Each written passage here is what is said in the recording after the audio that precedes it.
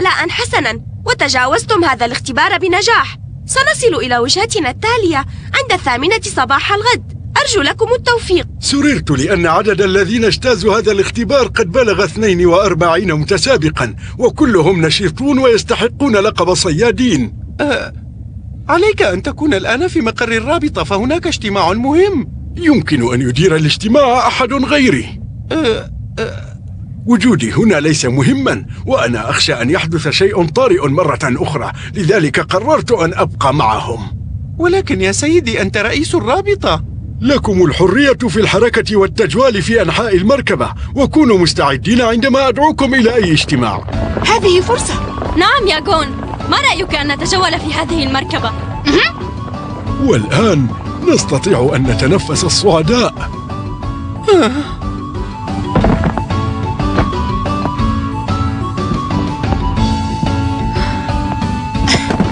كورابيكا، ألن تأتي معنا لنستطلع المركبة؟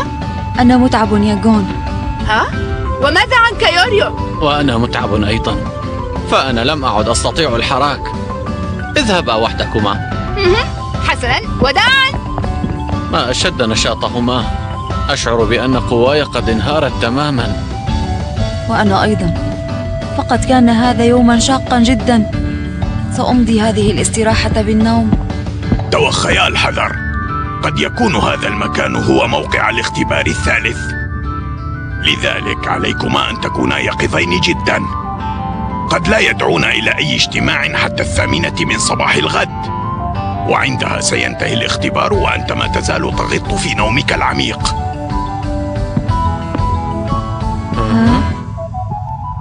يا لها من خدعة، سيظلان هكذا حتى تنهك قواهما وينهارا. من أين سنبدأ؟ من غرفة الربان حيث مقر القيادة. حسنا.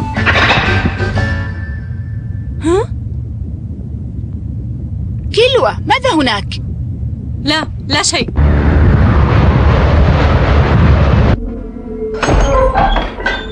أترى ما أروعها؟ كتب عليها ممنوع الدخول. نريد استكشاف الأمر، ليس إلا. كيلوا.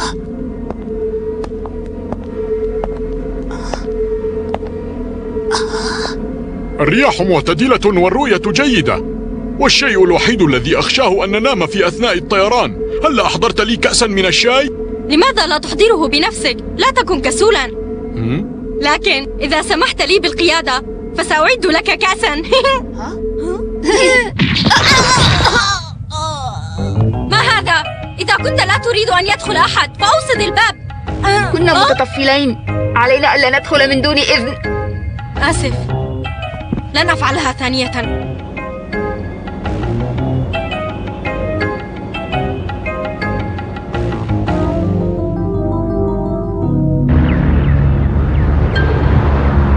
قل لي، ما رأيك؟ تقصدين المشاركين هذه السنة؟ نعم، إنني أشعر بالحرج بعد أن أنكرت جهودهم جميعا، لأنني أظن أن فيهم عددا من المشاركين المتميزين ذوي الصفات الجيدة التي يستحقون عليها لقب صياد. صحيح، هناك عدد من المتميزين هذه السنة. تشاركني في الرأي إذن؟ أتوقع أن يكون المشترك ذو الرقم 294 صيادا متميزا جدا. إنه الوحيد الذي عرف طبق السوشي. أنا أختار المتسابق ذا الرقم 99. إنه مميز جدا، أظن أنه موهوب وتلقى تدريبا خاصا. أنا واثقة بأنه أناني ومغرور ومن ذوي الدم البارد الذي يصعب العيش معهم. وأنت يا بوهارا؟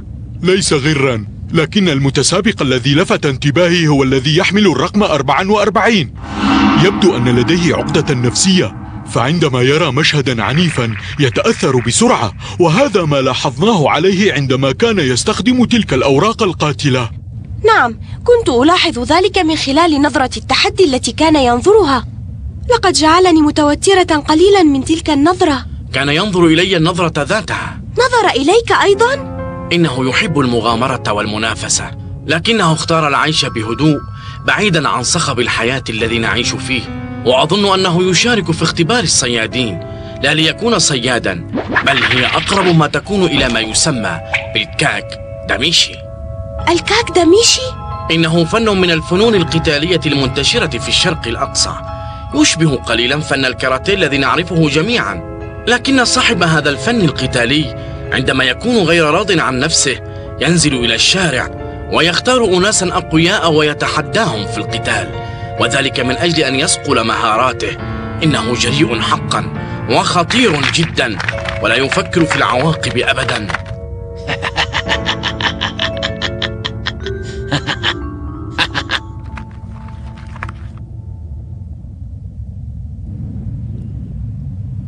ليس هناك أماكن للتسلية. صحيح، لكننا استمتعنا بهذه الجولة كثيرا.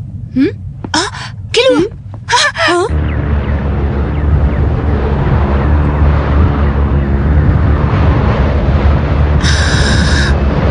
إنها رائعة، كأنها مجوهرات متناثرة. ألم تشاهد منظرا كهذا من قبل يا جون؟ قريتي هادئة وسط الغابة وليس فيها كثير من هذه الأضواء. أخبرني عنك. جئت من مكان صاخب جدا، فقد كان في منزلنا عدد من الطائرات الخاصة والتي كانت تقلع وتهبط على الدوام. بيتنا قلعة محصنة. هذا يعني أنكم أثرياء. أخبرني، ماذا كان يعمل والدك يا كيلوا؟ مأجورا. ماذا قلت؟ هذا مضحك. غريب، أنت أول شخص يسألني هذا السؤال يا جون. هذه هي الحقيقة؟ إنها كذلك. أليس غريبا؟ كيلوا. نعم، غريب جدا. ثم تخيل أن أحدا لم يسألني لماذا تريد أن تصبح صيادا. حقا، لماذا؟ جميع أعضاء أسرتي رجال مأجورون، هذه هي مهنتهم السيئة. إنهم يقضون على أي شخص مقابل المال. كانوا يترقبون أن أكون ذا شأن عظيم في هذه المهنة، ولهذا تلقيت تدريبات خاصة عندما كنت صغيرا. ولأنني أكره هذا العمل كرها شديدا كنت أفقدهم صوابهم. كانوا يقولون لي إن هذا مستقبلك، لكنني أنا الوحيد الذي أقرر كيف يكون مستقبلي. كم عانيت من مجادلتهم. حتى أمي كانت تقول لي والدموع في عينيها: إنك موهوب يا بني، ستكون رجلا مأجورا وناجحا. هل لديك أسرة كأسرتي؟ إنهم يبحثون عني حتما، لكني عندما أصبح صيادا سأقبض عليهم لكي ينالوا جزاءهم العادل. أنت فتى رائع جدا. أظن أنك رائع، لأنه لم يخطر في بالي أنني سأصلح المجتمع بعمل نبيل كهذا. نبيل؟ أنا لم أكن أفكر بهذه الطريقة من قبل. لكنني واثق بأنك فكرت. أنت لا تعرف شيئا عني. لقد كنت أفكر في المال فقط. حتى لو فكرت في موضوع المال فهذا ليس عيبا. يا لك من فتى غريب. كل الناس يحتاجون إلى المال، لكن المهم في الأمر طريقة جمعه والخدمة التي يقدمها الإنسان إلى مجتمعه.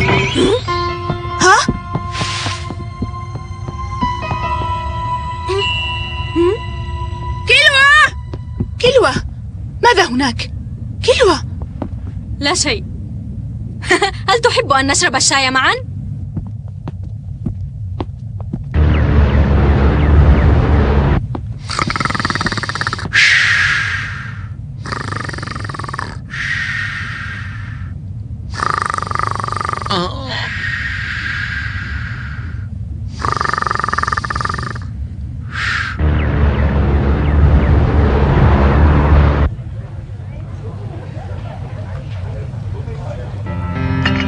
هذا يعني أن هناك من يراقبني، ويعني أن هناك شخصا آخر غير هيسوكا.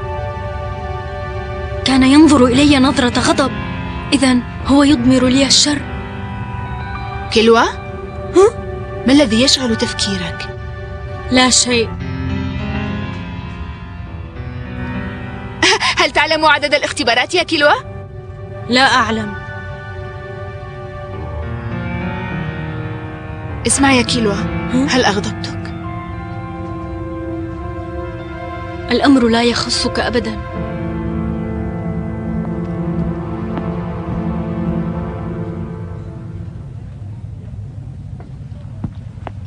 أيمكنني الجلوس؟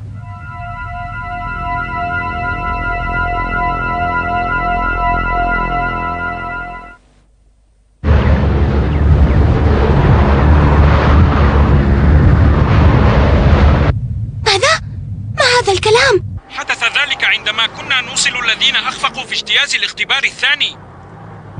أجل، أرجو أن تدققي في المتسابقين عندك. سنعالج هذا الأمر. يا لهم من مغفلين. ماذا هناك؟ يبدو أن أحدهم قد تسلل إلى المركبة من دون أن نشعر به. هذا سوء تدبير. ستكون العواقب وخيمة جدا لو اكتشف السيد نيترو هذا الخلل. اكتشفته وعرفت كل شيء. ها؟ سيدي الرئيس؟ لا عليك، وجدنا شيئا نتسلى به. أهلا، اسمك أنيتا إذن. اسم جميل. اسمي جون، وصديقي اسمه كيلوا.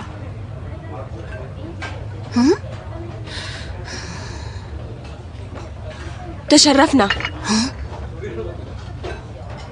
يبدو أننا جميعا نملك أحلاما كبيرة. ماذا ستفعلين إن أصبحت صيادة؟ أمامي هدف وحيد، أريد أن أثأر لوالدي الذي قتل. كان والدي تاجرا كبيرا، استطاع أن يسيطر على تجارة التوابل، وقد كون أسطولا تجاريا كبيرا، وظل يصدر التوابل حتى وصلت أحواله إلى الذروة، ولم يعد هناك من ينافسه في هذه التجارة. هذا رائع. ولهذا ظهر أناس يحسدونه، فاستأجر أحد التجار المنافسين قاتلا محترفا للقضاء عليه. نفذ مهمته بدقة، لم يترك خلفه دليلا، مما يدل على أنه من أسرة زولديك فاميلي. ها؟ زولديك فاميلي؟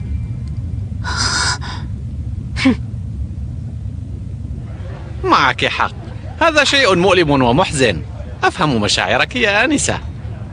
غدا سنصبح صيادين معا وسنجعل حلمك حقيقة. لكن لدي سؤال واحد. أنا يوريو، وأنت ما اسمك؟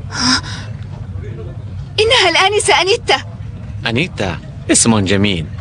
يا آنسة، استريحي من هذا العناء وأوكلي إلي هذه المهمة مقابل مبلغ محترم من المال تدفعينه لي. لا يؤلم الجرح إلا صاحبه. أرجوكم دعوني وشأني. هذا الموضوع يهمنا جميعا يا أنيتا. قولي، لماذا نريد أن نصبح صيادين إذن؟ أليس من أجل انتصار العدالة والحق؟ أرجو أن تتركوا هذا الموضوع، إنه خاص بيني وبينها.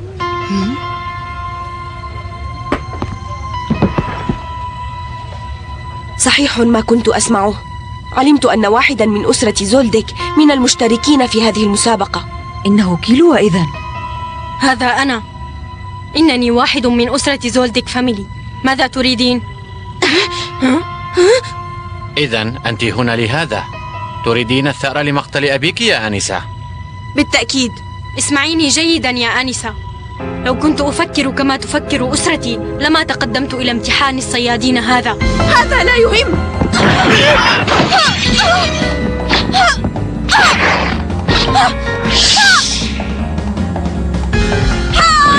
توقفي.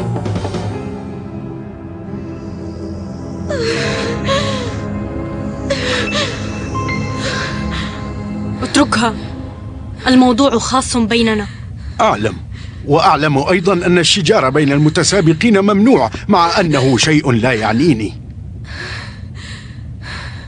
على أي حال، إن المتسابقة ذات الرقم 111 قد أخفقت في المرحلة السابقة من الاختبار.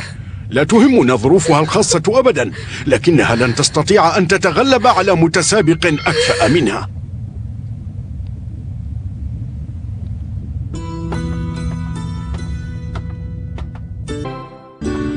كان على أنيتا أن تدرك أن هذا التصرف ممنوع هنا.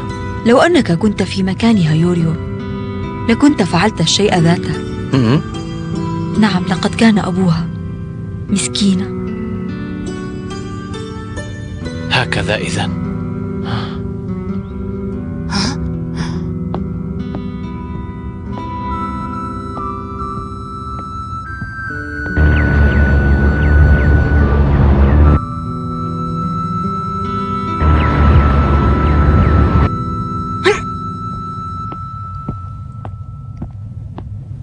لماذا أتيت إلى هنا؟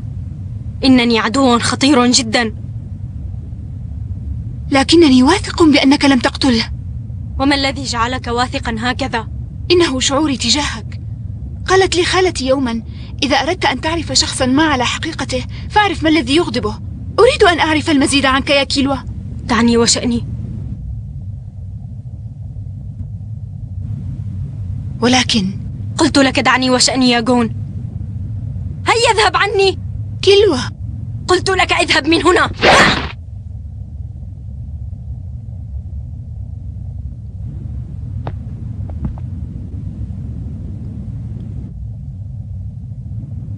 عليك بنفسك.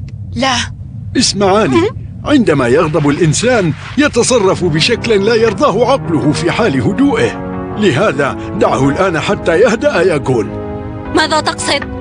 لا تكن نزقا هكذا. أنا لست نازقا، إنها السبب في ذلك.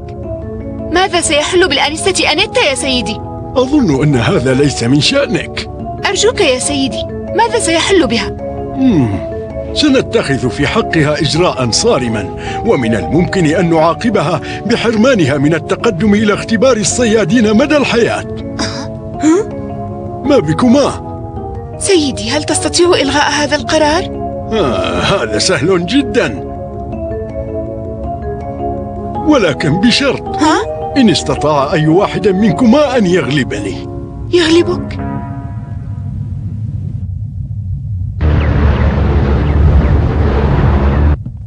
حسنا، إنها لعبة سهلة جدا. إن استطاع أي واحد منكما أن يأخذ هذه الكرة مني من الآن وحتى نصل إلى وجهتنا التالية فسيكون رابحا. ولماذا أتعب نفسي من أجل تلك الفتاة؟ اسمع، أنا لا أقبل شفقة من أحد، فكيف إذا ما كانت من قاتل؟ هيا، إنها لعبة للتسلية ليس إلا. أم أنك لست واثقا بأنك ستغلبني؟ ماذا؟ اسمعني، هناك شيء آخر. إذا غلبتني سأمنحك شهادة صياد في الحال. حقا؟ هل نسيت أنني رئيس اللجنة؟ إذا قلت شيئا فسأفعله.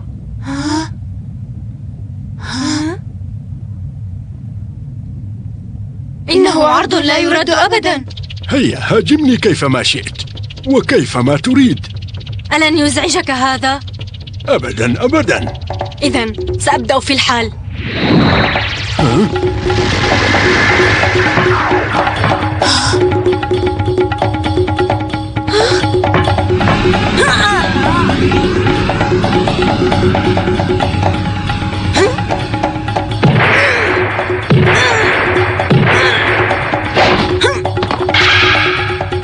ما هذه السرعة؟ ليست هذه حركات عجوز. علي أن أوقف حركته أولا.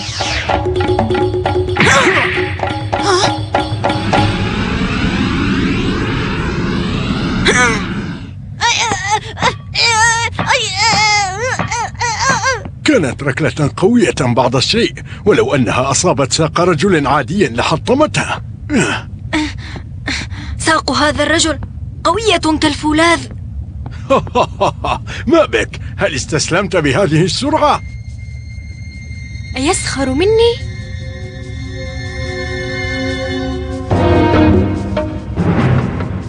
سأريه.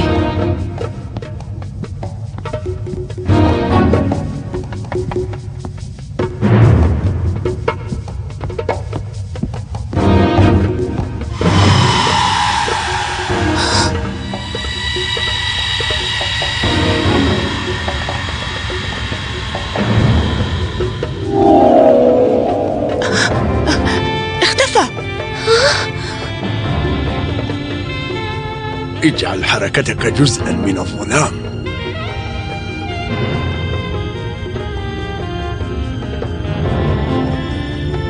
هذه هي قوة كيلوا الحقيقية.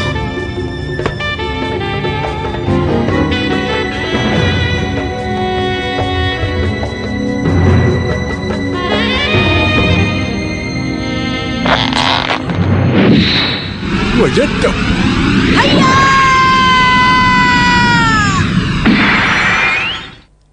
في الحلقة القادمة نتابع طريقنا في المركبة، وستحدث مجموعة من الأحداث الخطيرة، لكن هل سينجح كيلوا في الاختبار الذي بدأ؟ تابعونا يا أصدقاء في الحلقة القادمة.